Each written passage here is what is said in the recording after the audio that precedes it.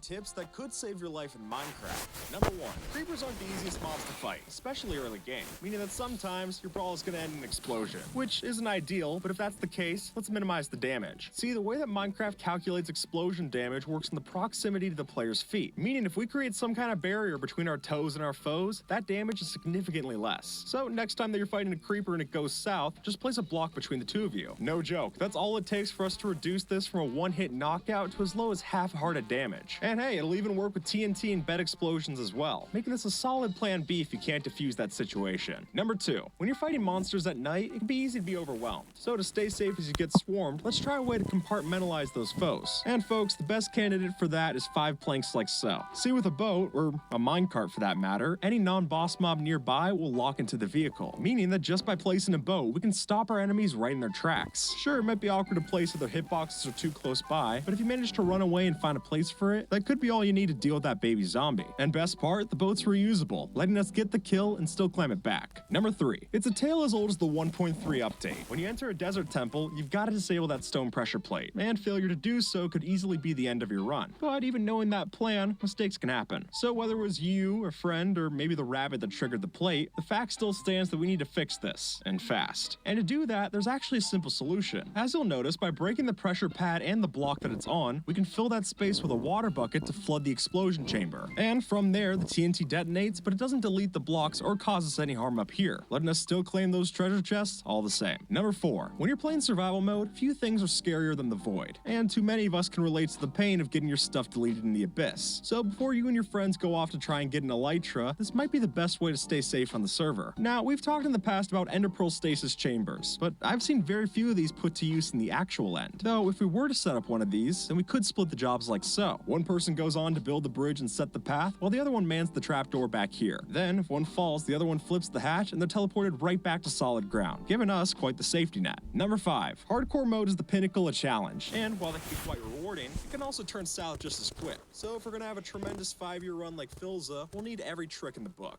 And this fits that bill. See, in single player, if you disconnect and then reconnect into the world like so, we can use the invincibility frames that you're given to survive nearly everything. Whether that's to escape a lava lake or... Watch yoga videos ad-free and practice uninterrupted. Try YouTube Premium on us. I'm destined to be the best player of all time. So if that means I have to start with the worst team in the league, I'm gonna do it. The Memphis Honey Bears, huh?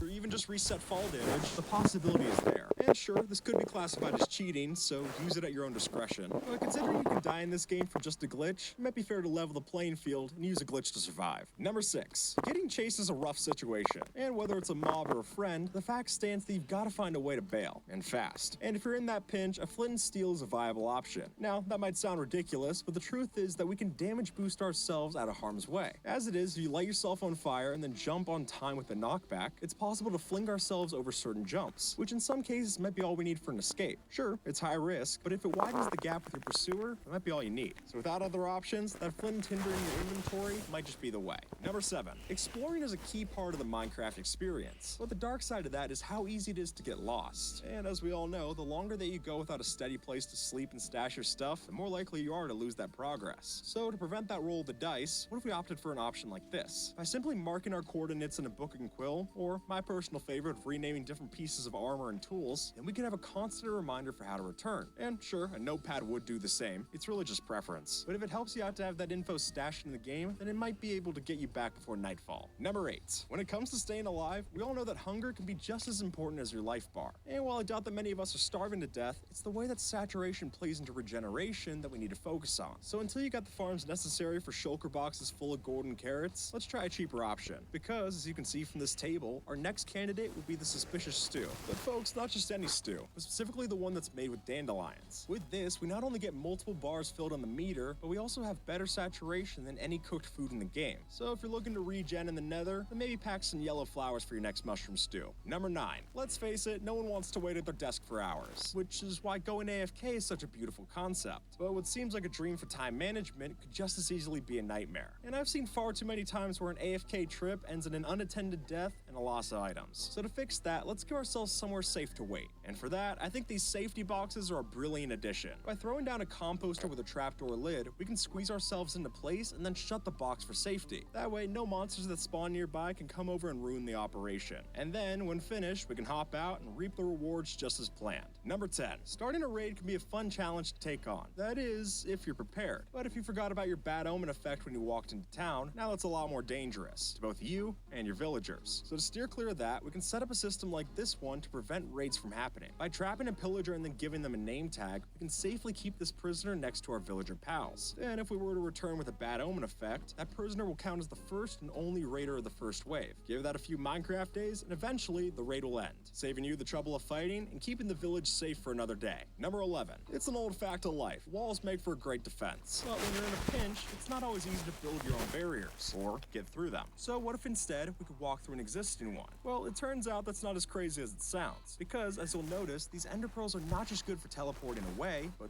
also inside. And if you aim them like such, we can manage to glitch through solid walls to escape, which I'll admit is risky. After all, the ender pearl is going to deal some damage when you land. But if you have the health and time to spare, this could get you out of both sight and harm's way with a simple setup. And if your foe can't teleport, that should be the end of the chase. Number 12. Beds are essential for staying safe, especially before you get armor and resources. And while they work great most of the time, this blanket solution does have its own issues. And I think we're all familiar with the phrase, you may not rest now, there are monsters nearby. But to fix that, there's actually a simple workaround. See, if we take our bed and then hop into a nearby pool, we can place it on the lake bed and sleep as regular. And since the land monsters aren't exactly Olympic swimmers, we should be able to get enough distance between us to pass the night. And I wouldn't exactly make it a permanent bed, but it gets the job done. And maybe the next time you're in danger, you'll try wetting the bed instead. Number 13. Every now and then, you're gonna find yourself in a bad situation, and a lava lake is definitely on that list. And while potions would be an obvious solution, they're not exactly easy to pack in bulk. So let's try something we can actually stack up on. And for that, I think our best candidate is the coarse fruit. Sure, it's a late game item, but it's also indispensable in this situation. Say you take a plunge into a nether or ravine. Well, just chew on one of these and you'll be teleported right to solid ground. In fact, it could be even used to save yourself from a fall if you use it quite right. And hey, having an extra food source on hand is not going to be a bad thing either. So the results are clear to see. Number 14. Ocean monuments are a tricky obstacle.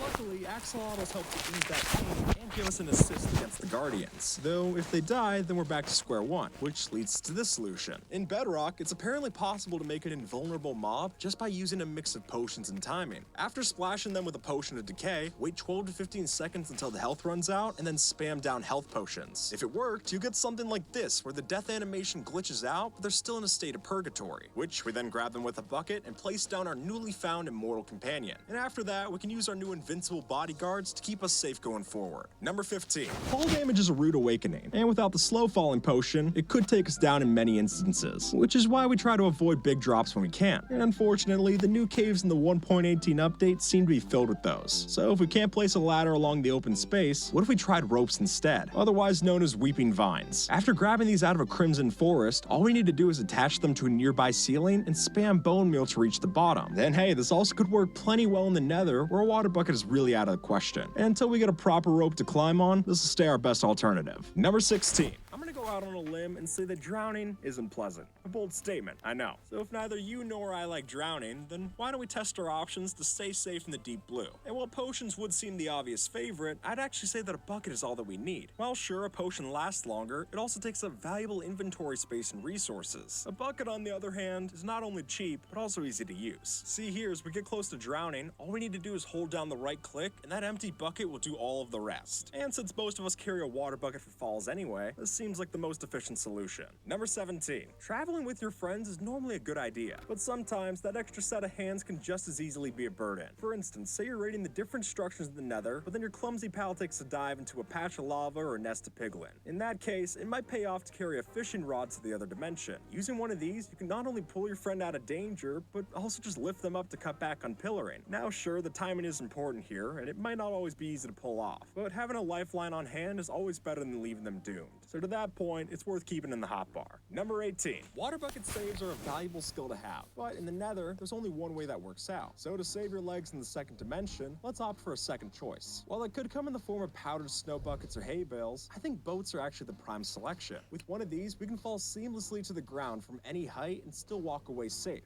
And best yet is that it's super simple to pull off. No need to worry about timing or anything like that. And hey, pack a couple of these in your hotbar and you can use them to get across lava as well, which is a bit more risky, but also substantially cooler. Number 19. Everyone remembers the fears of surviving their first night in Minecraft. And while I bet that we're all better equipped by now, the fact still remains that nightfall could always be a toss-up. So if you're out exploring and you want to get back to your village before the zombies come, you might not want to risk the hassle. And I don't blame you. So let's get a solution that solves just that. And for this, our whole plan hinges around using a daylight sensor. When set up like so, we can partner the sensor with a trapdoor to turn our Ender Pearl stasis chamber into a solid escape plan. Truly, as long as we have a way to keep that chunk loaded in, we could venture off as far as we want and then still have that safety net to get us right back for bed. And with that, folks, resuscitate that red sub button below and have a good one. All right?